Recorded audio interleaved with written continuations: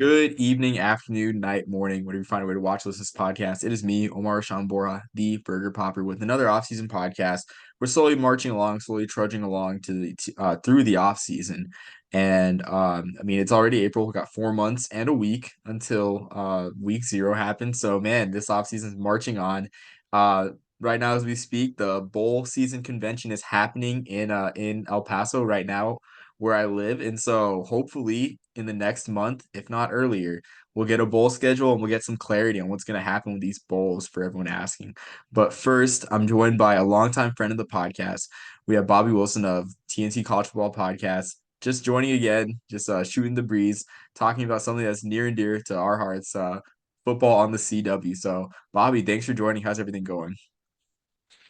Great, Omar. Thank you for having me again. Always love listening. I listened to your latest episode actually tonight at work. So you've we've talked about this before, but I'm not a person who's normally kept track of HBCU football. And by listening to you and your show, I've become much better connected with that and more well versed in what's going on there. So I appreciate you for touching on some of the topics that don't normally get discussed. I really enjoy listening to them. But thank you again for having me. Thank you. I mean, I really appreciate you listening for sure. I know my fiance was saying that like because we went on a long time. So she said, "Who listens to a podcast for 2 hours?" So I mean, there's her answer. Uh, yeah, me too. I also want to give credit to other HBCU creators in the sphere, those with a lot more knowledge than I do, a lot more background with Black college football, especially being graduates of those schools. My friend Dwayne Nash of the Yard HBCU. Want to give a shout out to Marcolm Banks, my guest, along with his partner. I think his name's Joshua Sims, who do HBCU nightly on Twitter, the nightly Twitter space. Also want to show some love to HBCU Game Day. Stephen Gaither has been running it for a long time, showing some doing some great content, and also BJ Jones inside HBCU football, another account that brings together the HBCU community, and Yard Talk HBCU, Grambling fan, and she also brings in the community. So I want to talk about those people as well because I'm just an outsider. I just love the Black college football game and everything. I mean, it's got rich history and. Yeah, I mean, the pageantry's there with all these neutral site games. If you like neutral site games like me, Black college football is a place to be. Absolutely. And I visited Southern's campus when I went to LSU this past November, and it kind of it set off this excitement in me because like, wow, this is a lot more than I thought it was. I was just, I guess in my head, I just had the thought that it wasn't as big as what it is. And I was honestly blown away. I was very surprised. I'm like, man, I really need to get tapped into this as well. Yeah, like speaking of Southern, it just brought back the memory of when I was in eighth grade and Southern went to play New Mexico out in Albuquerque when I was in middle school. And the Southern band, I remember my dad and I just with a bunch of other fans just standing on the sidewalk outside University Stadium watching the Southern band just march the street after the game. So I mean, like for your FBS fans, like these programs are money makers for your program. They'll bring butts to Hmm. seats. Like I remember Arizona fans like joking about the 2015 Grambling game where they were down I think 21-3 at one point and they're talking about how like the band was great but it was not great like the Grambling team giving them a heart attack and everything. So but yeah, I mean they brought the band all the way to Tucson from Grambling. So I mean yeah, these programs are just rich and it's just beyond the bands and so many legendary names in Black college football. 100%. So yeah, moving to our main topic today. Like I said earlier, we're here to talk about the football in the CW, and they have built a pretty nice portfolio this year. I'm actually pleasantly surprised. I mean, there's going to be some pretty robust weekends for college football on the CW, and that's great. I mean, I think the sport benefits from having more broadcasters because this year, Washington State and Oregon State will host their home games on the CW. The CW will air the home games and that creates some full weekends, such as week one, which we'll get into later on.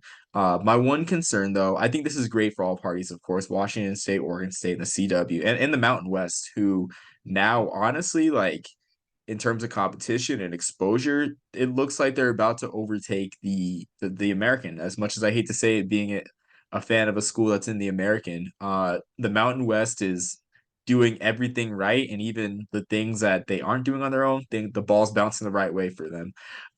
So Bob, I just want to get your thoughts on the deal themselves, and then we'll talk about like Washington State a little bit, and Oregon State, and how they look this year.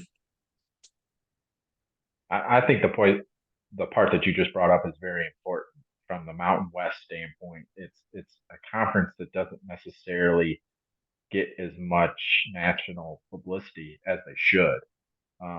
We've seen some of their games. They'll play some weeknight games on FS1, um, some other things too. But it's a great way for them to get national exposure. And of course, the CW is on every single television. You just need a box and you're good. Like I can go turn it on my TV right now, and it's right there, and it's accessible, and it's really.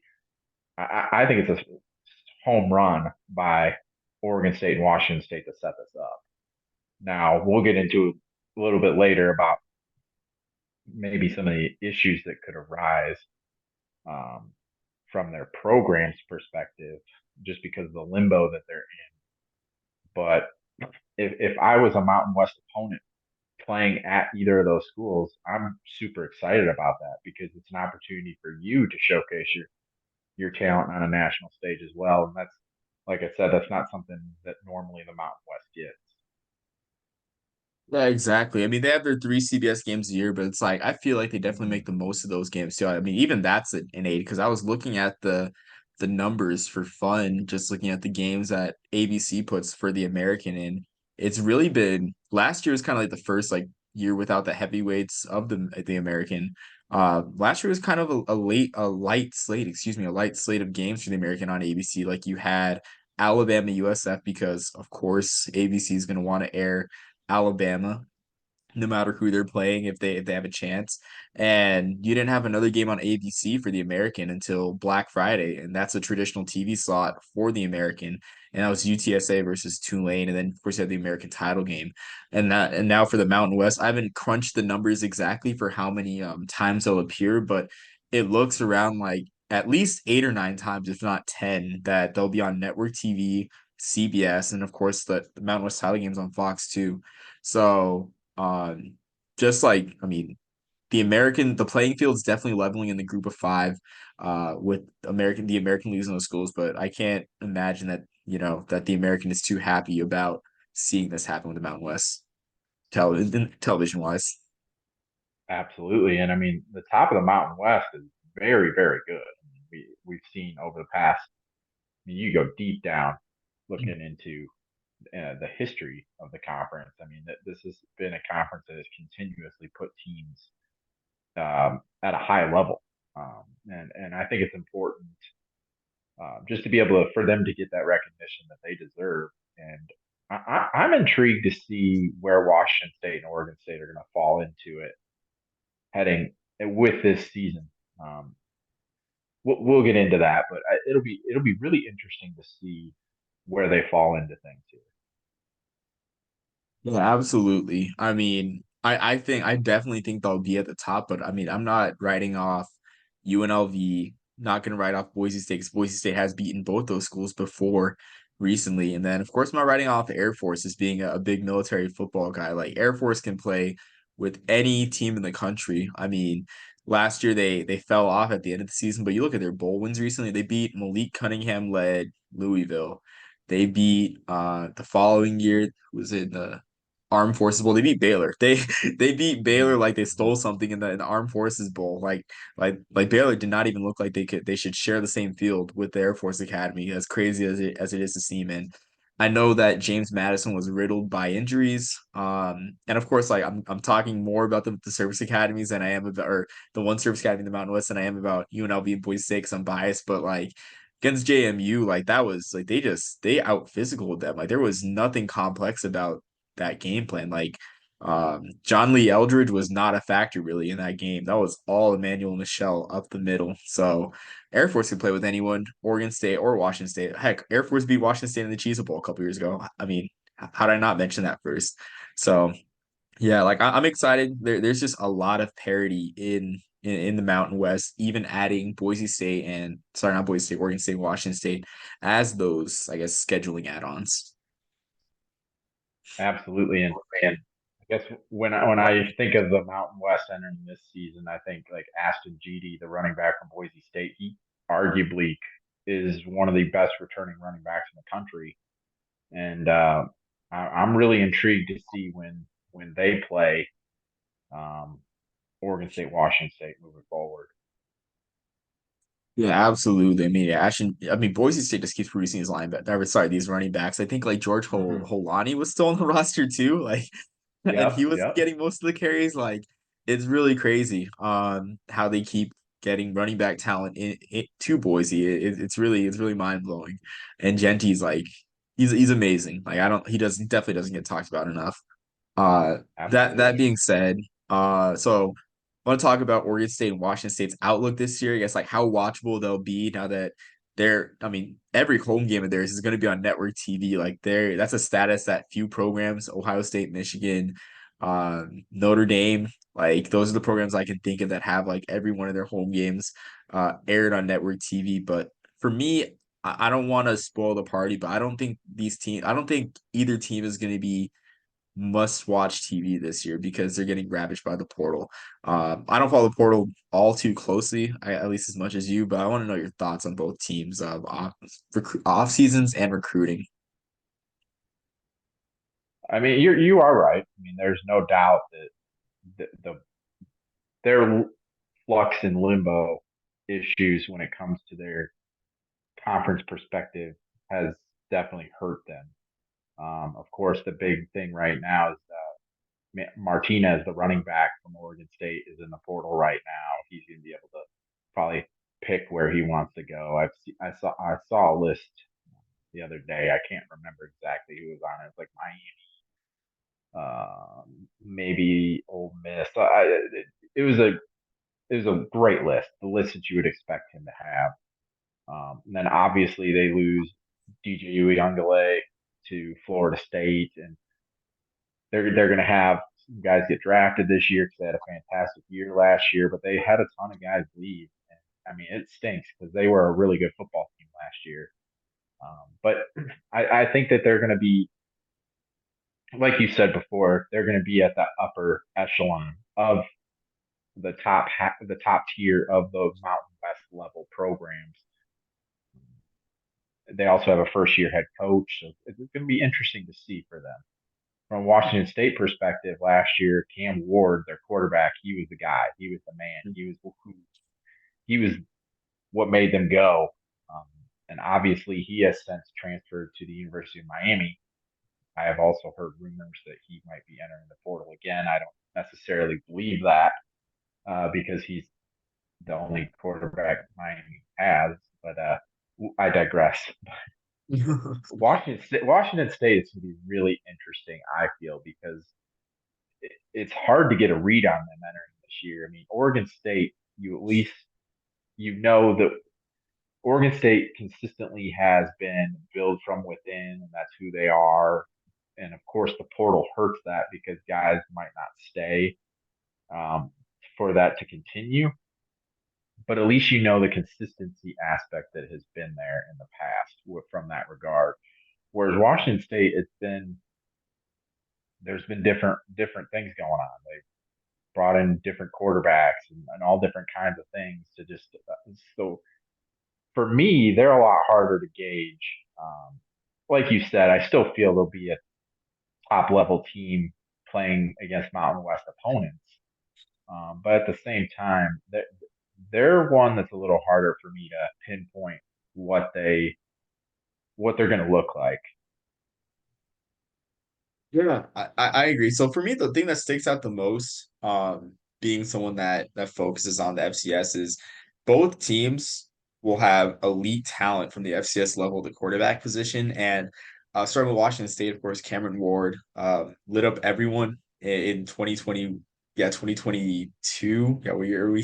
Yeah, 2022 and 2021 when he's a freshman too. Or sorry, the spring season of 2021 just lit up everyone at Incarnate Word. So they're going with a similar approach with Zevi Eckhouse at Bryant. And for him, for him to put up the numbers he did at Bryant, I mean, Bryant is not as far from a football powerhouse.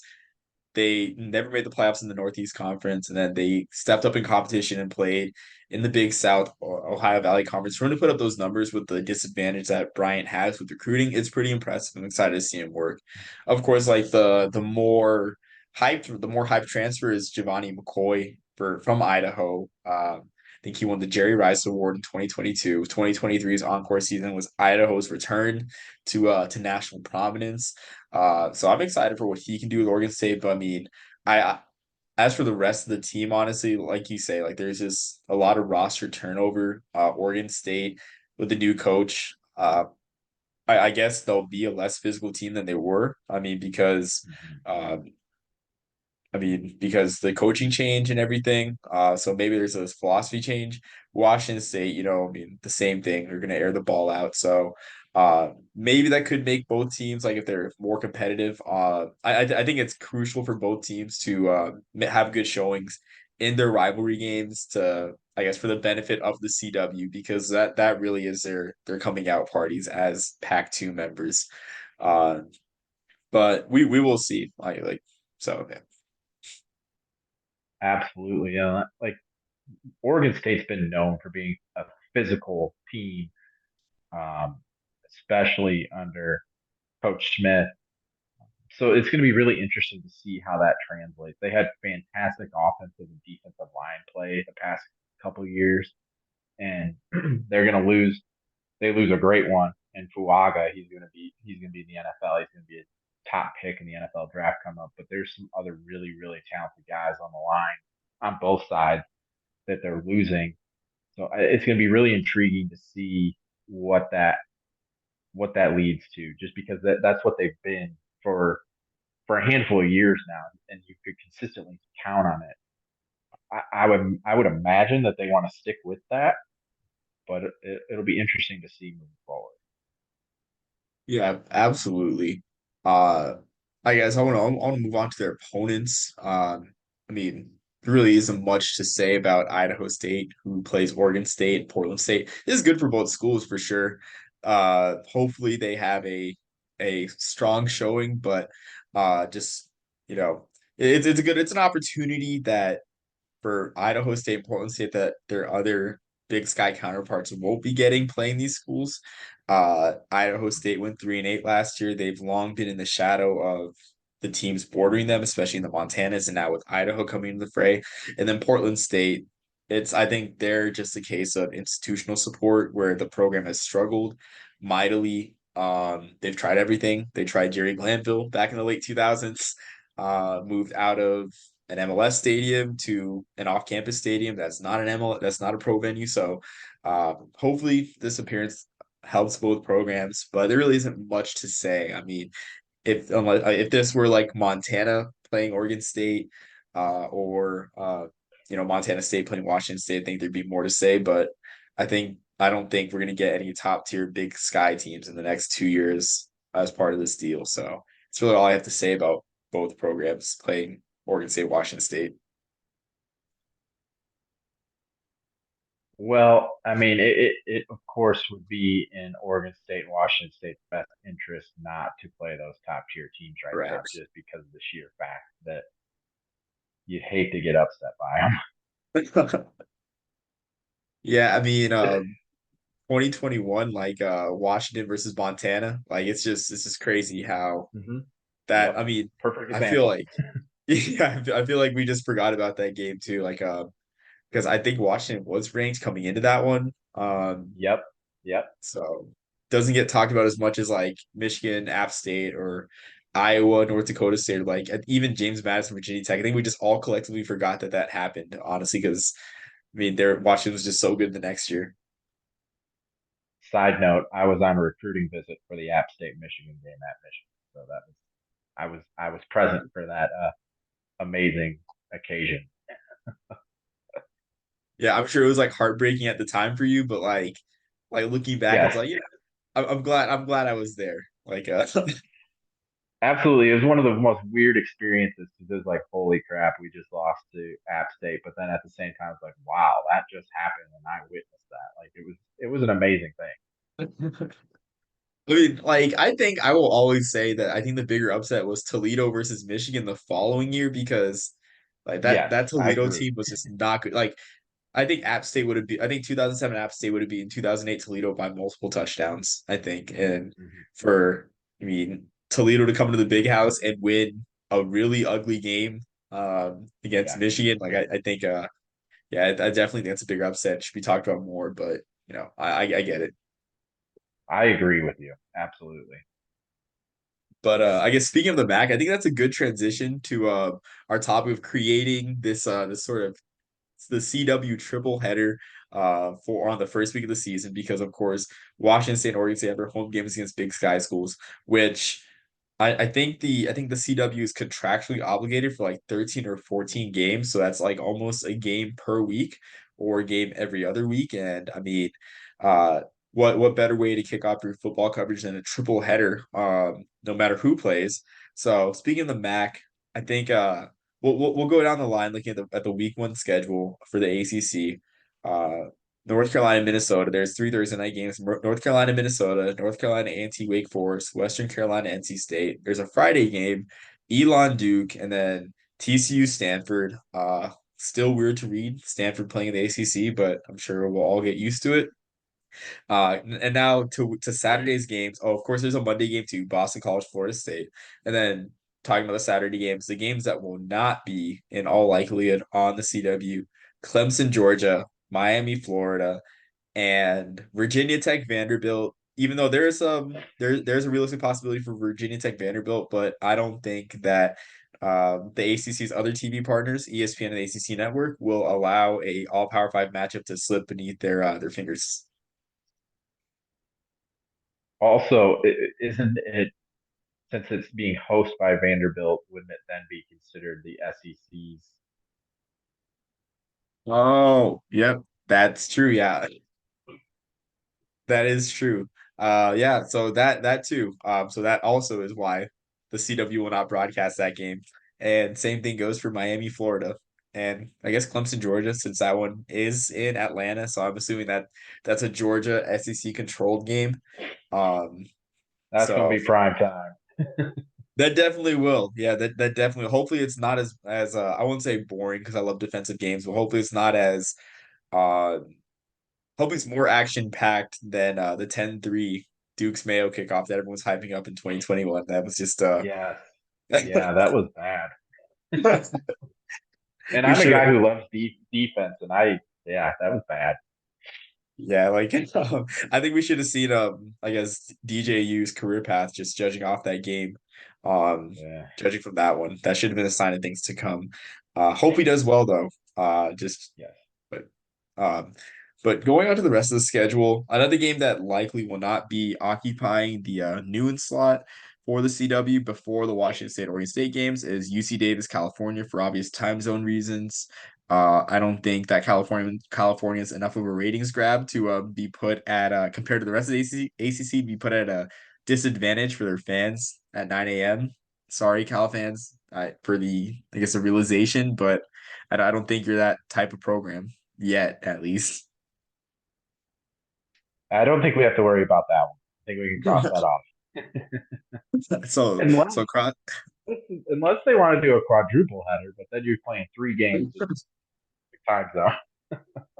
Oh yeah, I mean, I do think that the CW would be wise to do the after dark games because Mhm. I don't think Fox wants to make that a weekly thing, but especially like with Cal Stanford, like why wouldn't you not put the game on network TV? Or sorry, it's not the game, it's the big game. I always confuse Harvard Yale, Ohio State Michigan, and Cal Stanford. It's like which one's the big game, which one's the game, and you know. So I think Ohio State is also the game too. So it just makes it so much more confusing. Yeah, in my opinion, just we don't need names for the games. Just play the games and let the chips fall where they may. That's my opinion, though. I mean, how else will you sell sponsorships though? I mean, there's That's no other way true. to That's sell true. You gotta have it. I mean, I get it for TV. You gotta have it. You gotta make your money. You forget there's a lot of rivalries that are like there's none that come to head to my mind right now, but there's definitely like a lot of rivalries I've seen with like corporate sponsorships. Like I'm pretty sure like the Wagon Wheel, I want to say, like or not the Wagon, either the Wagon Wheel game or the Bowling Green Toledo game has a corporate sponsor because I've seen a logo for it. So I assume that there's like a corporate sponsor. I don't doubt it. In today's world, I don't put it past anybody. If there's money to be made, they're gonna do it. Yeah, absolutely, absolutely. So I mean, I guess continue with the Mac.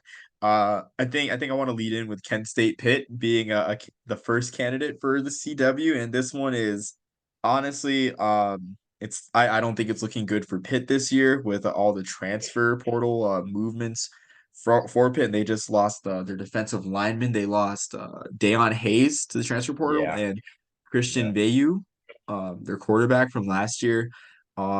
It's just maybe Coach Narduzzi will bounce back, but I look at that roster and there's just not much really to write home to mother about with that Pitt roster.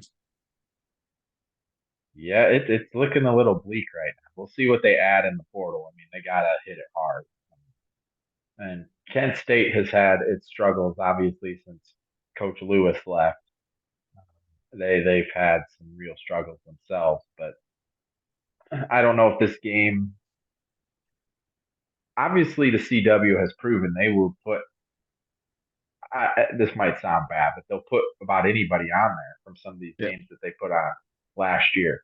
So I wouldn't put it past them. I mean, two FBS programs playing against each other, and I would totally get it if they did. But I don't know if you want to put a majority empty NFL stadium on as your first game for the 2024 college football season. Yeah, I mean, I definitely agree. I would love to see Kent State play on network TV. I remember 2014. They were on ABC against Ohio State. That did not end well. They lost 66 to nothing on ABC, but nevertheless, they were still on there. But yeah, like Kent State too. I really got a feel for that program in general because just I mean the success that they had with Sean Lewis felt like a shooting star, like just a couple just like a flash in the pan, kind of like the Yeah, 2012 season. Like and that's I think that's just the life of a Kent State fan, really, for the most part, just with the resources available to that program compared to the rest of the MAC. absolutely. I mean, what Coach Lewis did there is pretty remarkable. I've been doing a mini chat series on my show, and I recently talked about him getting the job at San Diego State. And I think he's going to do amazing there, but that's a side note. But if you can win at Kent State, you're going to win at San Diego State. But Yeah, I yeah, agree. that that it's almost kind of like looking at like ULM and the Sun Belt, based like with Yeah. the money and where their institution and program lies compared to the rest of the league. You just really you feel for their fans, you really do. Yeah, I do, but I will say even in their worst years, oh well, yeah, I guess like worst years 2014, they found a way to blow Army out back in 2014. So, yeah, like they hold the all-time series lead on us. But we did beat them when Julian Edelman was quarterback. So, There you we at least go. we have that. We at least we have that against the There you Clover go. Flashes. So staying in the MAC, this one was one that intrigued both of us. Ohio versus Syracuse, and I think honestly, just with the way that the cards may fall, I kind of feel like this one has a realistic chance. I think the CW gets the last choice, but I can definitely see like I guess the networks, ESPN, the ACC network, even ESPNU passing on Ohio Syracuse. Um, I do feel like there's a slim chance of it happening. Actually, I'm 50-50, but this one fascinates me because Ohio, I feel like people may be quick to write off Ohio as a MAC contender, but from what they showed in the Myrtle Beach Bowl, I wrote them off in the Myrtle Beach Bowl, my bowl picks, because I saw everyone that was leaving from the transfer portal. You had Curtis Rourke leaving for the transfer portal. You had Sia Bangura, their great running back, leaving the transfer portal. You had multiple pieces on defense, but they went out and they thoroughly dominated Georgia Southern. Parker Navarro, the redshirt senior, stayed, seized the opportunity, played great, ran the ball well, was efficient. Their running back too.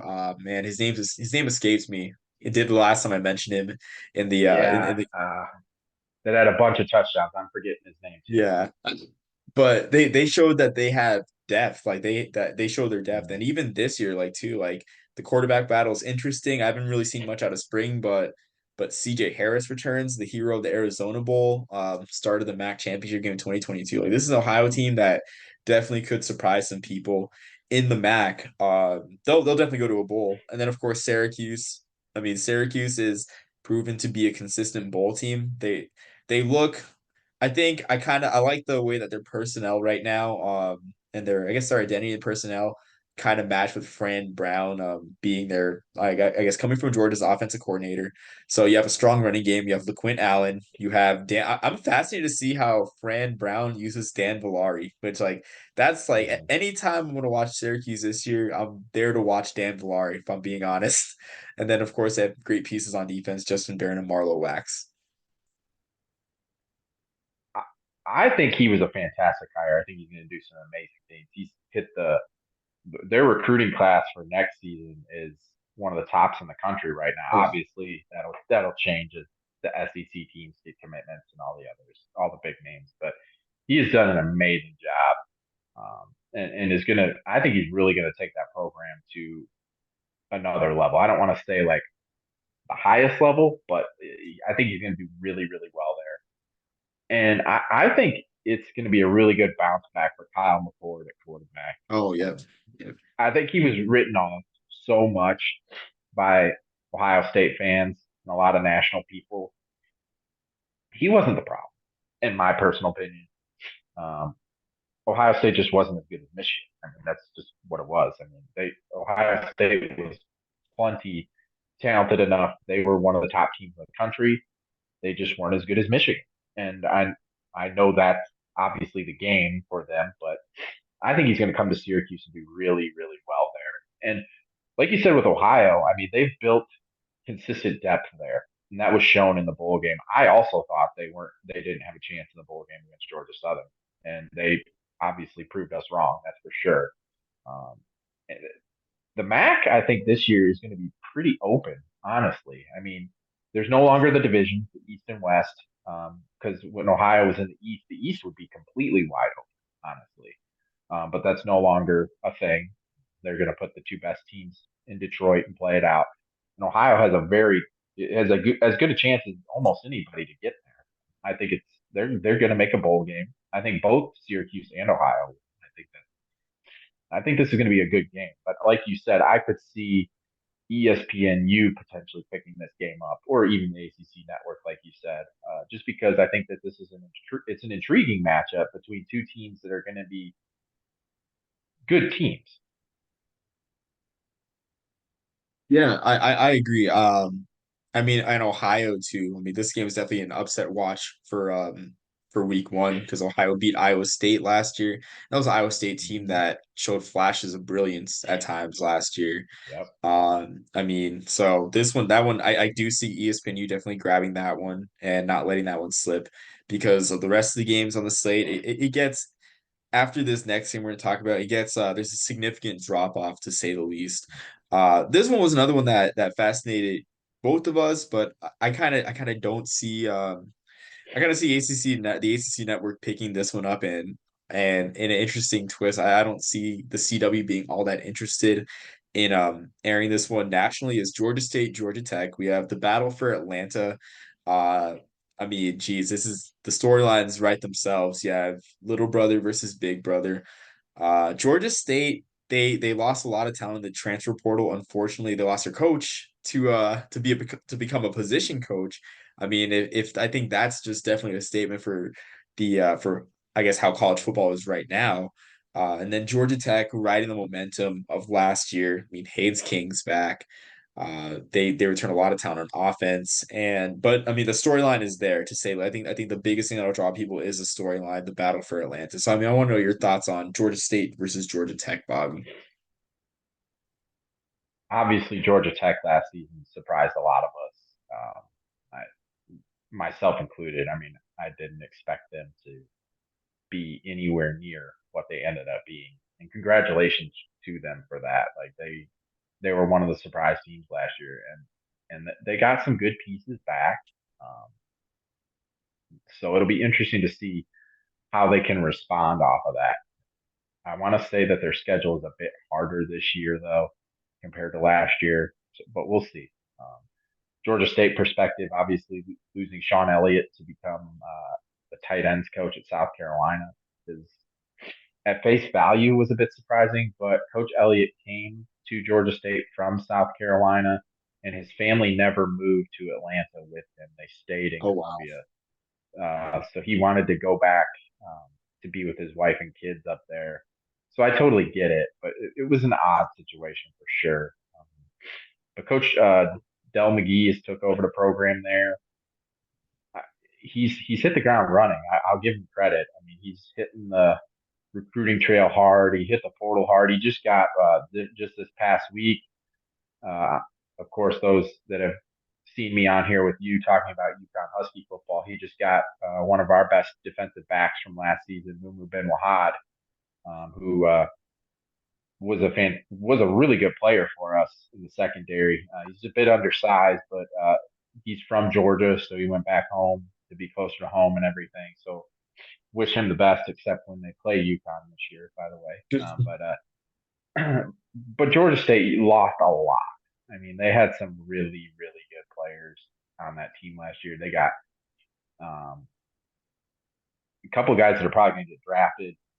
Their offensive tackle last year, Tucker. I'm forgetting his first name. I mean, he's a potential late round pick. They got some defensive guys who got an opportunity as well. Darren Granger, their quarterback. I mean, he could do a little bit of everything. Really, really talented guy.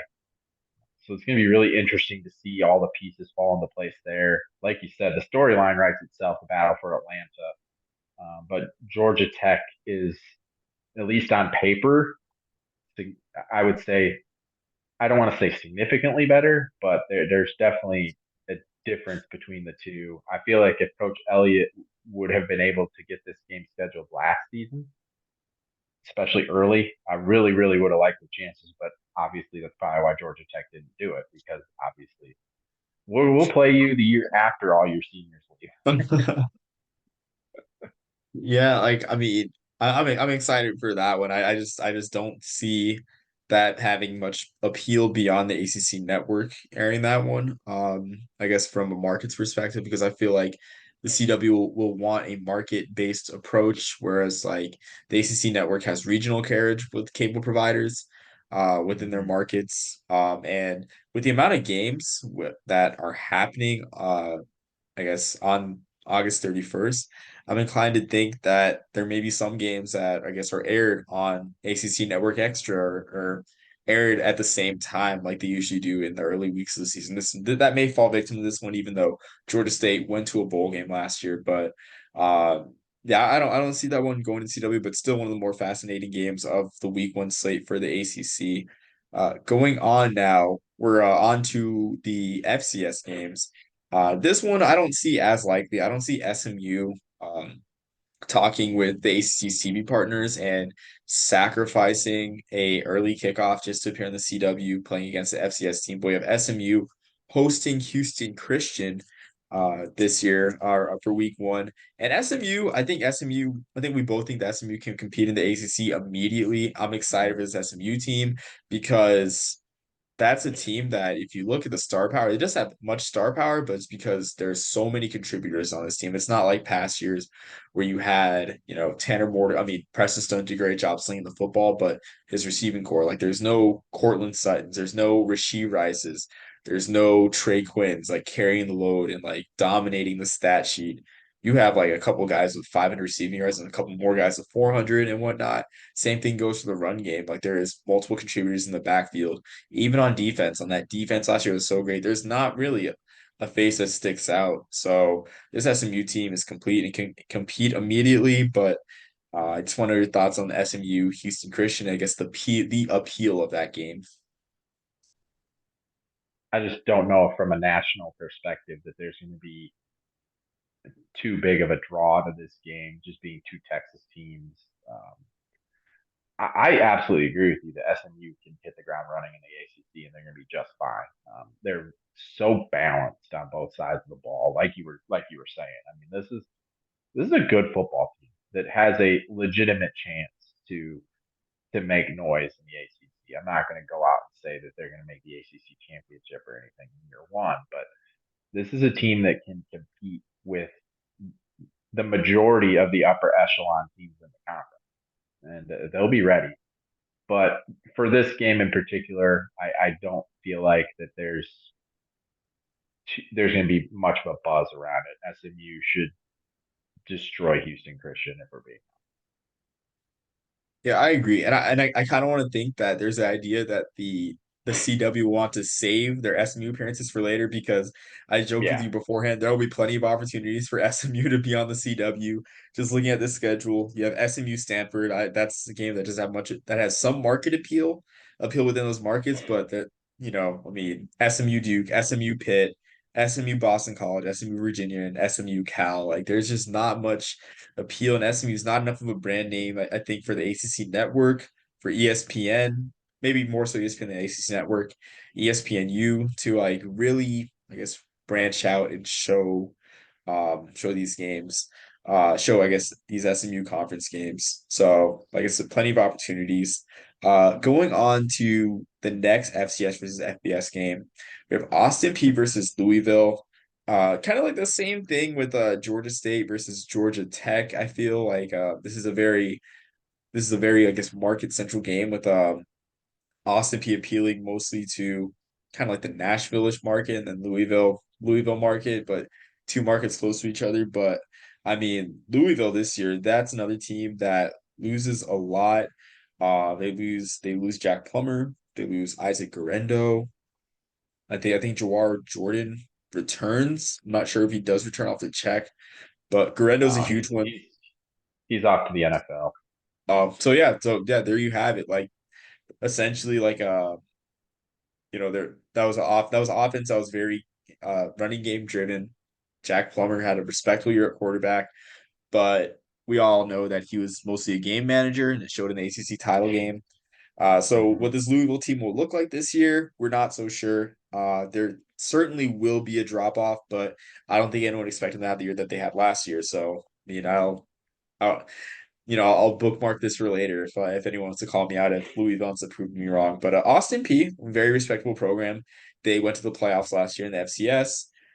They looked good against Tennessee last year, even though apparently Tennessee ran a very limited playbook against the Governors. But Austin P is a team that can compete well, but I guess with that they have the chance to compete well with the FBS programs, but I don't really see it happening. Well, you're going to have to run a limited offense when Joe Milton's your quarterback. I digress. But Louisville has lost a lot this week in the portal. There was rumors flying around that 4 of their 5 offensive linemen were going to be hitting the portal. Their running back that they just got from Toledo. Oh, that's right. His name is slipping my mind right now. But yeah, he's entered the portal and he's going to get recruited by anybody and everybody that you can think of. So Louisville went to the portal and added some key pieces, um, just like they did the year before, getting some talented wide receivers from the Sun Belt level and some other pieces elsewhere. But I definitely agree that they weren't expected to be what they were last year, but I think they will take a step back this year. And I think, like you said, this is another game that's kind of more like a regional type, like we were just talking about. I think this is Louisville, obviously being in Kentucky, Austin P being in Tennessee. There's going to be that regional aspect of it. I just don't know how much that would draw for the CW. Yeah, I do agree. I think the only draw would be if Austin Peay's coach decides to wear camo bottoms and boots like their basketball coach Corey Booker Yes, does. yes. Like I saw that I'm like, what is that ROTC student doing? Like, what is that ROTC cadet doing? And I was like, oh, that's their coach jumping on the That's the scorer's coach. table.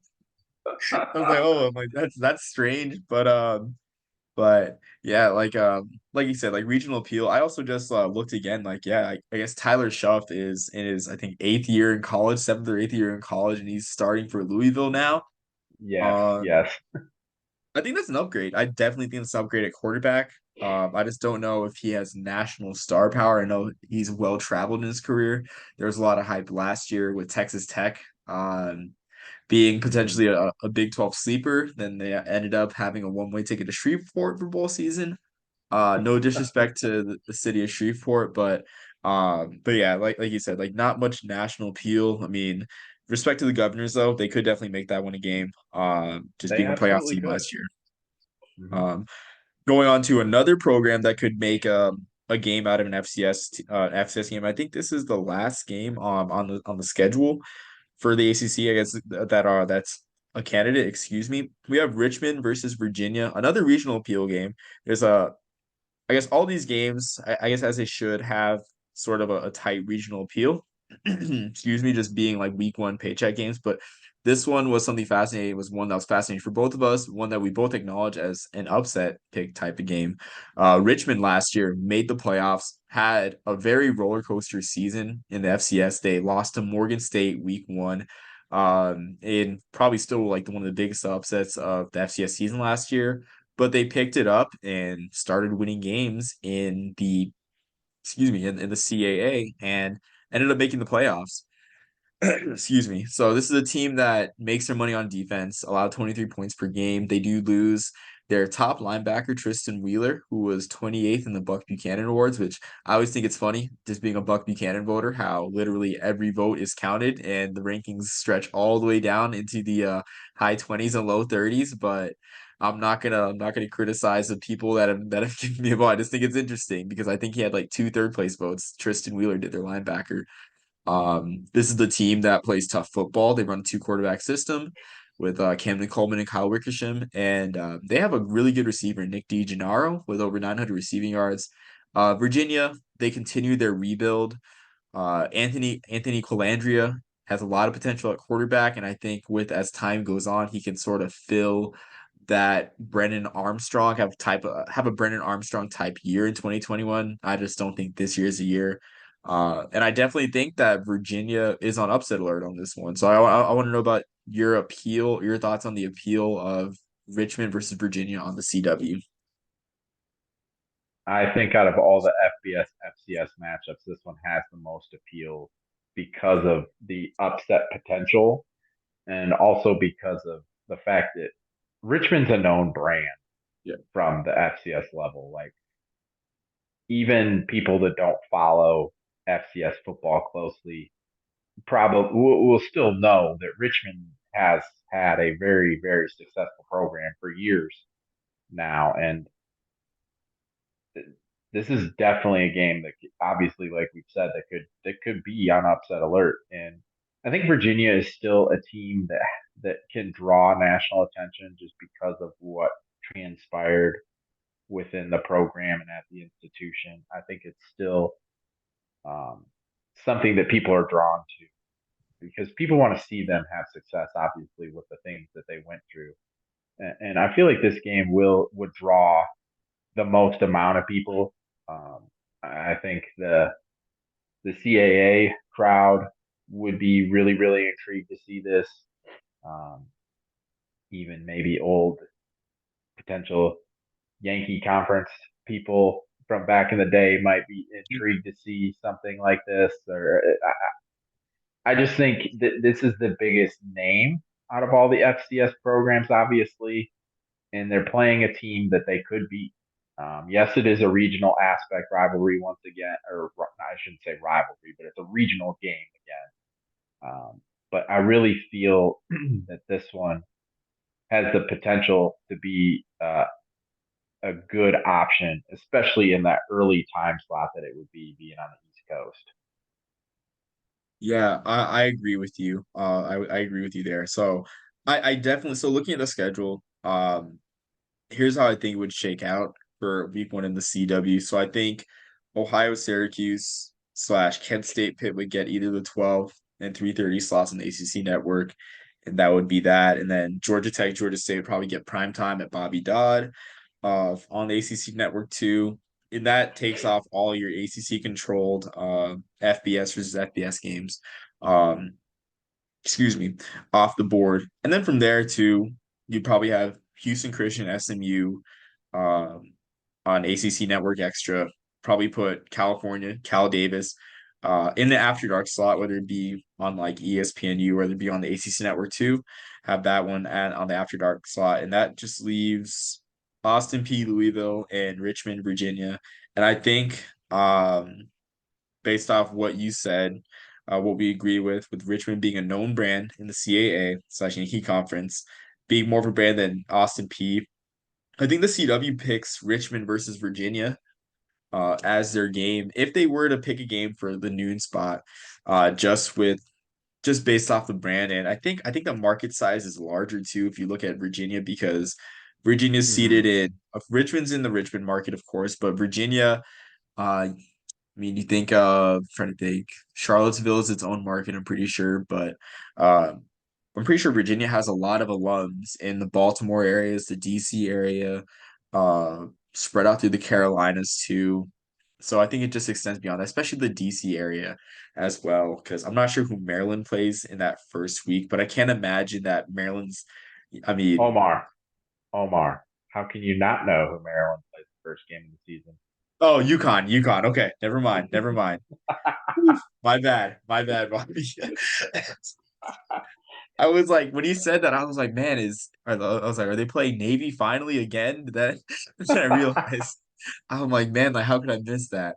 But but yeah, I can't imagine that Maryland would provide much competition. Well, Maryland UConn is objectively the better game, but there is that piece of the DC and Baltimore markets which of course is fertile market ground as the Big Ten proved by adding Maryland. So that's my prediction. I think Richmond, Virginia gets a CW spot before, so that it also puts the CW in a kind of awkward position where you have three FBS versus FCS games in a row on network TV.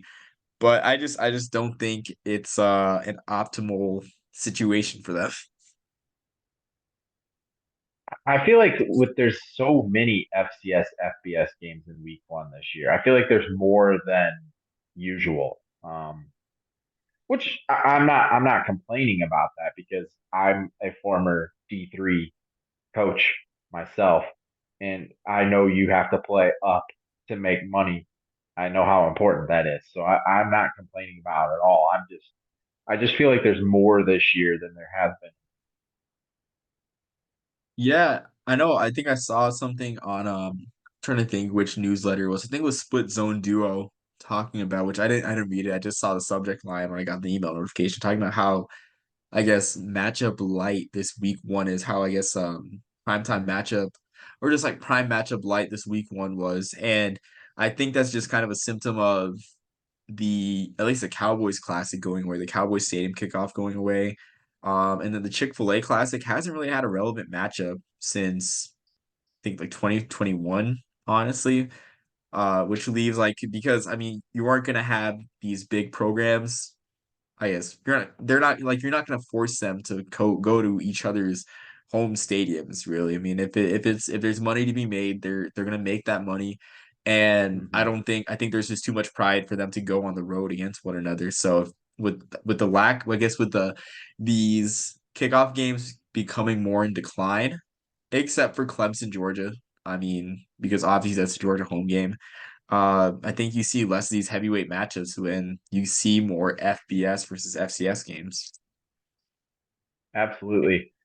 And this thought just came to my mind about the Richmond Virginia game as well. And correct me if I'm wrong, but the last time Virginia played on the CW, they upset North Carolina at North Carolina. So Yeah, I, that's I, right. I don't I don't know the viewer numbers for that, but I know I turned it on, and especially late, I turned it on to watch Virginia win that game. Um, so maybe there's some draw from that perspective as well. Absolutely. I mean, with these upsets, I remember too. You bring that brought like made me think of Pittsburgh Louisville when Jawar Jordan was hurt. Now I think that was the week Yeah, after the Notre Dame game, and they ended up losing on the road to yeah, Pittsburgh. So yep, yep. there definitely is that appeal there too. So I don't know if you had a different prediction for who the CW would pick up, Bobby. If you also thought it was Richmond, Virginia, or That's how I feel it would be. I mean, if they can get Ohio Syracuse, that'd be fantastic. Obviously, then if you can get Kent State Pitt, I would almost argue that Richmond and Virginia would be a better grab than Kent State and Pitt. But that's just my personal opinion. But like we said, we both think Ohio Syracuse is going to get picked up by by ESPNU. Um, so I agree. I think Richmond and Virginia, and then which however they decide to play Washington State, Oregon State, whoever they decide to play first and then late, you could. I guess that really doesn't matter. But I think that'll yeah, be the first pick though. yeah, I agree because you have to make the most of the situation for sure. Mm-hmm. Or they could choose to not air an ACC game, which I don't think they would do. I mean, because lead-in programs everything, but I was just like looking at week two just for fun, and it doesn't get much better in week two for the ACC, but there's at least more choices to go around with there being less weeknight games. So Mm-hmm. yeah, I mean, hopefully Richmond.